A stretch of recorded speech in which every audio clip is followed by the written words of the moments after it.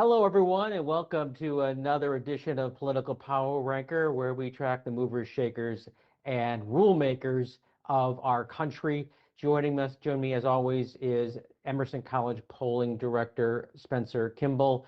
Spence, I know you got a new poll we were going to talk about here, but the political landscape continues to evolve, shift.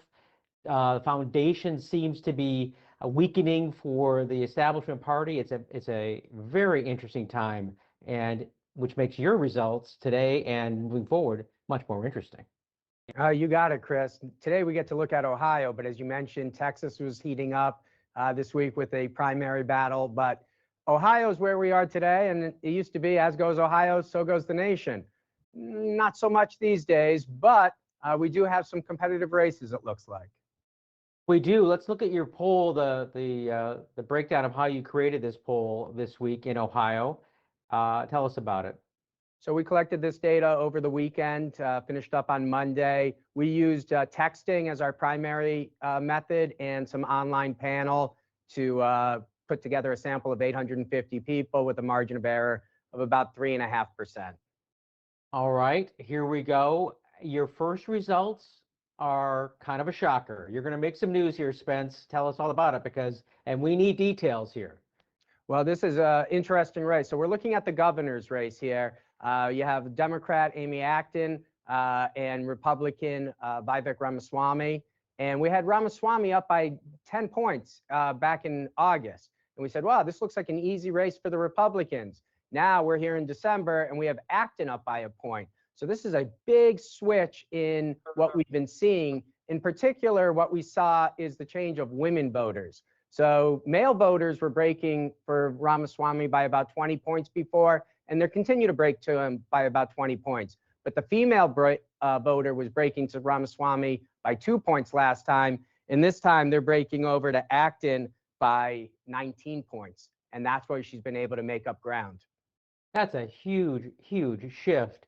And you know what? Fortunately, we have two of the best political reporters in the state of Ohio who are able to join us. Colleen Marshall from WCMH in Columbus and Joe Toohey from WJW up in Cleveland. They are awesome, and I know they're going to have some insight. Colleen, let's go to you first. Do those numbers surprise you? They surprised me how much of a swing there was. It does not surprise me that she's more favorable now with women voters.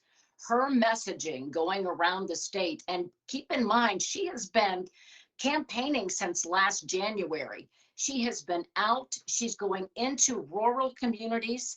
She's going into small towns once thought to be only Trump country. Whoever he endorses is going to win. And she's talking about the pocketbook issues that women are very concerned about right now. She's focusing on affordability. That is going to be the message of the party. It's certainly her message. She's trying to relate to women who are leading families. She's been doing things like meeting with farm wives, talking to them directly about what she can do to make life easier for them. And I'm not surprised to see a swing in female votes. I am surprised at how much it was in a pretty short amount of time. A 19-point swing, I think that's remarkable. That's huge. And it's interesting that she's already out there in the grassroots, if you will, of Ohio, talking to the people who are in the farming communities and small towns. Very interesting. Let's go to Joe Toohey. And Joe, first your reaction, then I have a couple quick follow-ups for both of you. Right. I was really surprised. You've been seeing glimmers of this. Other sort of survey type things have shown maybe a tightening race, and we've seen tightening races across the country. But to see this big of a swing towards Amy Acton was really surprising for me, given a few things, right? Conventional wisdom tells you, look, Ohio is a very red state lately. Vivek Ramaswamy has steamrolled the entire Republican Party on the way to this nomination. The Attorney General, he had a primary opponent. He dropped out once Vivek Ramaswamy got Donald Trump's endorsement and everyone else. So Vivek has really marched his way easily into this nomination without facing much opposition in the Republican Party. And you would think in Ruby Red, Ohio, that would mean things are going to look pretty good and pretty easy for Vivek. And our poll in August showed that. And that's why seeing these results was like, oh, we have a closer race now than we might have thought we were going to get. Now, let's just talk a little bit about these candidates and then dig into some of the issues around them. First, Amy Acton, Dr. Amy Acton, former Department of Health lead for Ohio during COVID, had some controversy surrounding some of the decisions that she made there. And then moving over to Vivek Ramaswamy, Doge, started out with Doge with Elon Musk, presidential candidate. But he's got an edge to him. He's a very interesting campaigner. He's out there when you see him and in person, and he's willing to take on all comers. You saw that when he was running for president. So, Colleen, going to you, first, Ramaswamy, I remember asking you a year ago, I said, did you know he was from Ohio? And you said, not really. Yeah, he's been, and the fact that he lives right here in central Ohio, he's been very low key. But I'll tell you a couple of things that I think could haunt him that are off-putting about him. They are hammering the fact that he's flying around the state in his private jet. They are hammering the fact that at one point Ramaswamy said that the problem with the workforce is they're lazy. And if people would just work harder, their lives would be better. And he put the economic problems on American workers. That doesn't fly well in Ohio. And just about 2 weeks ago, he made this video that he posted on social media in which he said, one of the solutions to the childcare crisis and how costly it is, let's make school year round and make students be in school until 4 p.m. because we are lagging behind in education anyway. Well, when that video went out, people were incensed, so incensed that people in the Republican Party started saying that was AI made by Amy Acton. That wasn't really Vivek Ramaswamy, when in fact it was Vivek Ramaswamy. So he's launching these idea balloons because he is a pretty progressive, or pretty far right person with different ideas. And I think that is off-putting. It is off-putting for mothers. That could also be one of the reasons the swing. It made a lot of people really angry. And then he and the party tried to distance themselves from it. But they'll be using that in campaign ads against him. Right. And Joe, Amy Acton has her own baggage, if you will, that she's got to kind of put on the back burner in order to win this race. Tell us a little bit about that.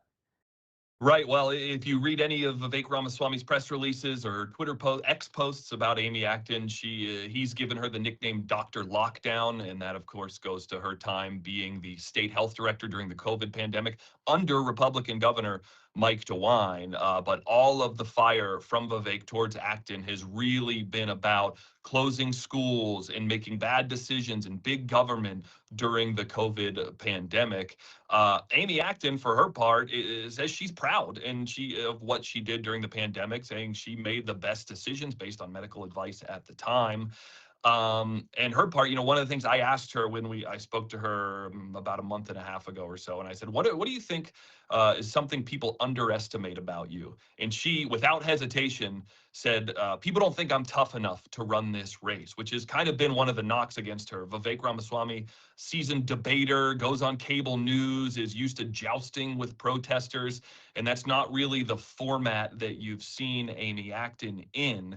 And she has been really making an effort to show that she's tough, to show up at events across the country, or the state rather, state of Ohio, and trying to run this campaign in a grittier, on the ground way.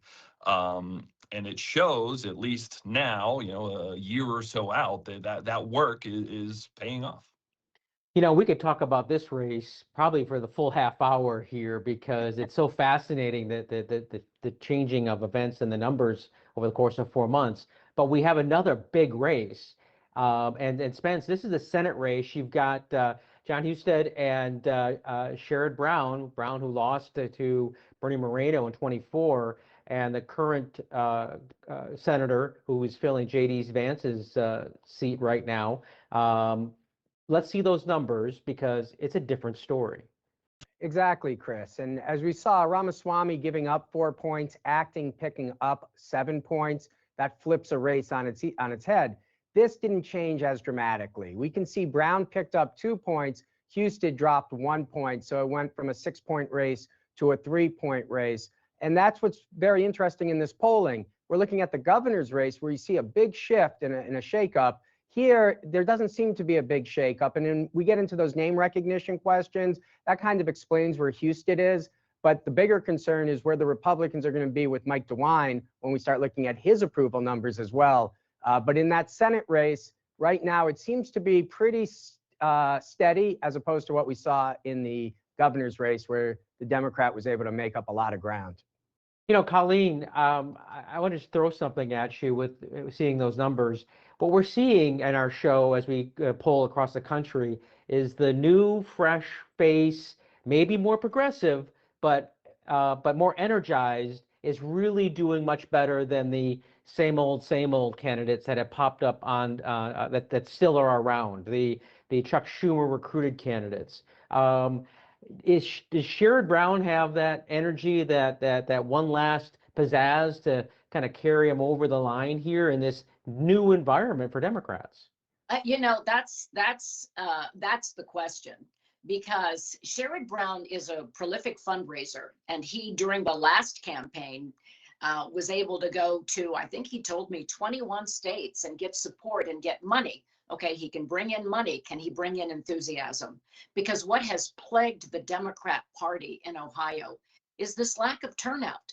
In the areas where you would think someone like Sherrod Brown could drive people to the polls, in Cleveland, in Cuyahoga County, it's always been reliably a Democrat stronghold. They just could not turn out the voters. And that's the challenge that I spoke recently with Kathleen Clyde, the chairwoman of the Democratic Party in Ohio, and she concedes they've had a terrible turnout strategy. They can't get their party to the polls. And the question is someone like Sherrod Brown, who has been on the ballot for decades, who's well known, if you have an opinion about Sherrod Brown, you've already formed that 20 years ago.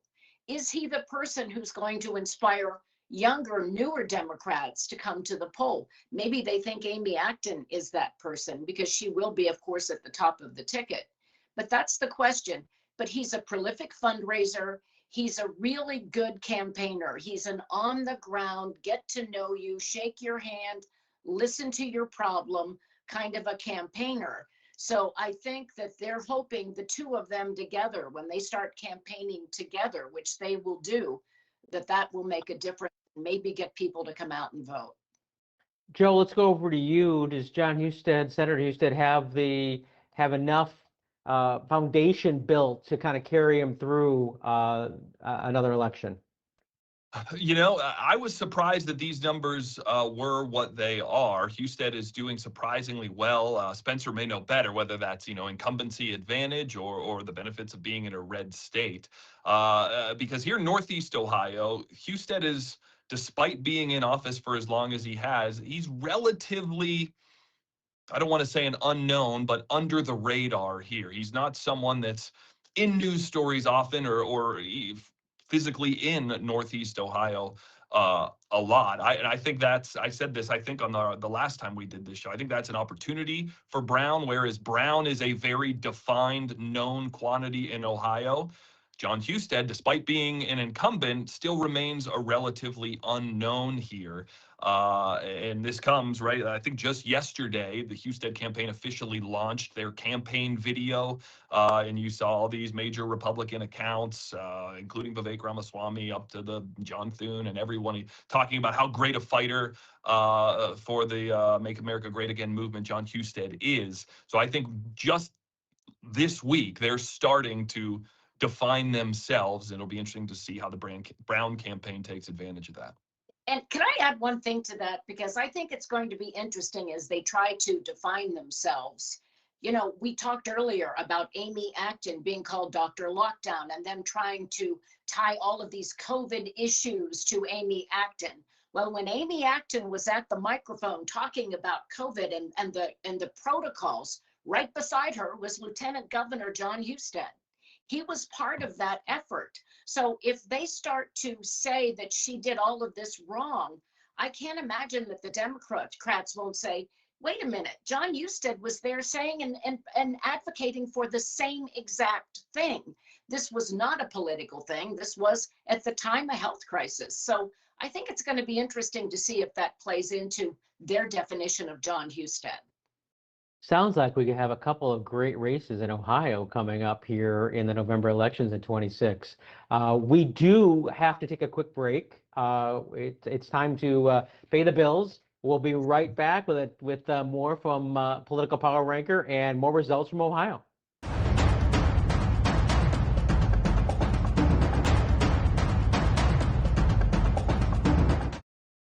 Welcome back to Political Power Ranker, where we're talking Ohio politics. Brand new poll from Emerson College Polling and Spencer Kimball's and his crew there.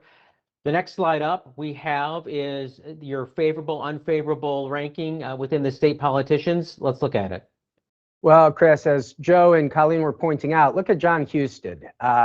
He's got 38%, never heard of him. Look at where Sherrod Brown is. It's only 13% never heard of him. So Sherrod Brown's running in a race where people know who he is. They like him or dislike him. The incumbent senator is actually having the name recognition issue, and they're going to have to see who defines who in that race.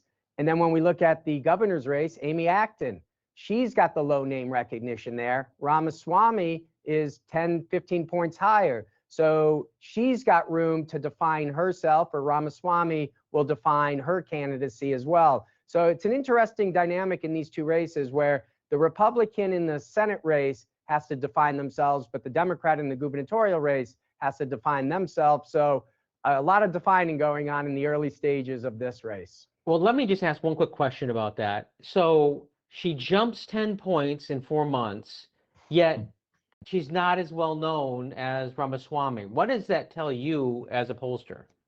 That Ramaswamy lost support. So that he came in popular, but now as people are looking at him and they're saying, hey, maybe he's not as popular as I thought he was going to be. And his support is maybe softer than where Sherrod Brown would be because he's fairly newer to the conversation. But to see Ramaswamy's overall favorability being split tells me that he does have a split audience there that he's trying to win over. He's not as popular as, let's say, J.D. Vance. And so you will have some room to make up. But he's got 10 months to do so. And the Republicans have a strong state in Ohio, and I'm sure they'll try to circle the wagons. And does J.D. Vance's numbers help both of those candidates on the Republican side? I think to some degree, to have a top of the ticket, that means he can come out to do events and help drive people out to those events. Right. Okay. Well, let's bring in our reporters and get reaction. Joe, let's start with you first this time. Just reaction to the favorability numbers and what they mean to you.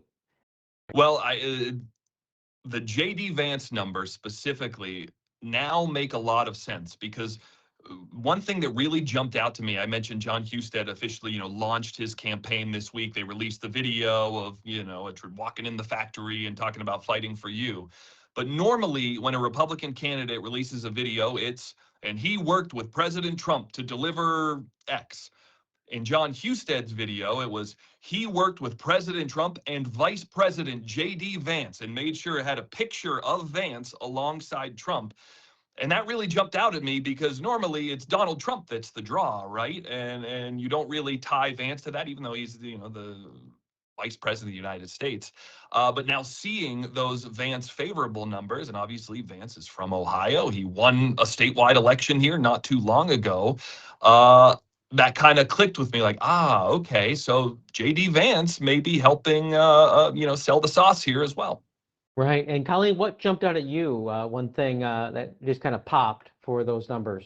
Well, obviously the J.D. Vance numbers, but I continue to be surprised that there's anybody who, first of all, doesn't know Sherrod Brown as long as he's been around. Like, do you live under a rock? After 40 years in office, so that always surprises me. But the other thing that stuck out was just that Husted, He's in office. He's been in office for years. He was Secretary of State. He was the Lieutenant Governor of the state of Ohio. It's surprising that there's not more of either an appreciation or finding him unfavorable as long as he's been in the public eye. And a lot of people do see him as being kind of, you know, he's low key. He doesn't come out like Vivek Ramaswamy with this dynamic, I own the room personality. So it's going to be interesting, not only how they define him, but how voters perceive him once he hits the campaign trail. Exactly. All right, Spence, more numbers. We got to get a bunch of these in. Job performance, President Trump and Governor DeWine. What do these numbers tell you? Well, they're telling me that Trump is down. You know, he wins the state by 11 points and he's slightly underwater. Now, job approval always generally tracks under favorability. So we saw Vance have higher favorables than President Trump's approval, but it's kind of a wash there. What's most concerning, if I'm the Republicans, is Governor Mike DeWine, because you're looking to get another Republican term here, and he is really underwater. Now, the Republicans don't like him. He's got like a 35% approval amongst Republicans, but he's only at 16% amongst Democrats. So it looks like he has lost his base of support. And it would be interesting, Colleen or Joe, if you have any insights on how the governor's doing and where he might pivot as he's going to leave office in a year. Go ahead, Well, Colleen. I would say, you know, when you look at Governor DeWine, it's not just a matter of voters finding him unfavorably. His own party has painted him that way. He has, you know, I would venture to say, and I don't know what Joe thinks about this. I think Matt Huffman, who is the Speaker of the House right now, who was the Senate president, he's the most powerful Republican in the state of Ohio. It is not Mike DeWine. He has had conflicts with his party. They have called him a rhino. The leadership of the party have painted him in a negative light. And they do it online and they do it consistently. And here this guy is the governor of the state. He was lieutenant governor. He was a senator. He was a congressman. He was the attorney general. He's been in office 500 years. And he carried this state twice in 2 elections that he had a massive win. You would think this guy would be going into retirement at the top of his party, that he would be the face of the Republican Party, and that's just not the case. I think they distanced themselves from him, and it has affected his favorability with Ohio voters. Joe? I completely agree. I was blown away seeing these numbers, right? He won by 25 points we're talking about a governor's race right now that's tight. Republican Mike DeWine won by 25 points, I guess 3 years ago now. And I think part of it is, you know, Mike DeWine type Republicans are just not the Republican Party anymore. He's not a Donald Trump Republican. They've had their, you know, public disagreements. And I think that shows that, you know, the party is moving away from a Mike DeWine Republican and towards a, you know, a MAGA Republican, J.D. Vance. And speaking of the issues that need to be dealt with, Spencer, you have a slide on what's important to Ohio voters right now, and it's not a shock. Well, it's the same thing that was on their minds back in August, and that's the economy. So we go back to Mike DeWine. If he was able, you know, it's hard for the governor to be able to solve some of the economic issues, but that seems to be, you know, front and center for voters is pocketbook issues. And we'll see which one of these candidates have ideas, particularly at the gubernatorial level, of how they might stimulate the economy out there. And perhaps Joe or Colleen, you've heard some stuff on the campaign trail already, but the economy is going to be the big issue of the election. And we're going to go to another slide right now, because this next slide shows what Ohio voters, what they think about who can fix it. Well, that's exactly it. And this is a glimmer of hope for the Republicans. So we're sitting here saying, well, their numbers are down, especially when we compare them to where Trump was.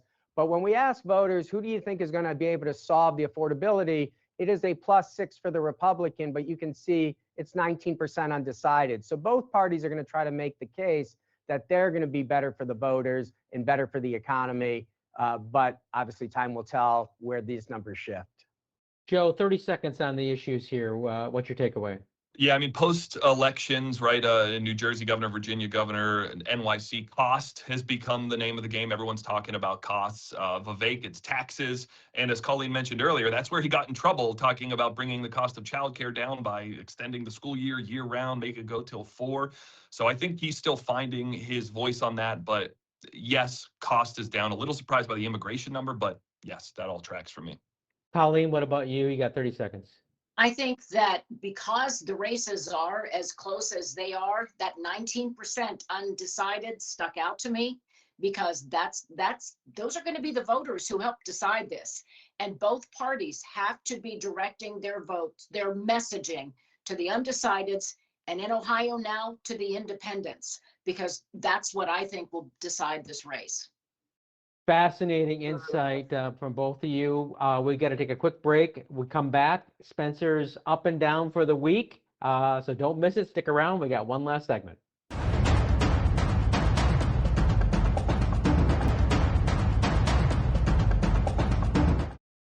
All right, the most exciting segment of the week. Who's up and who's down per Spencer Kimball, Emerson College Polling. Spence, who's up?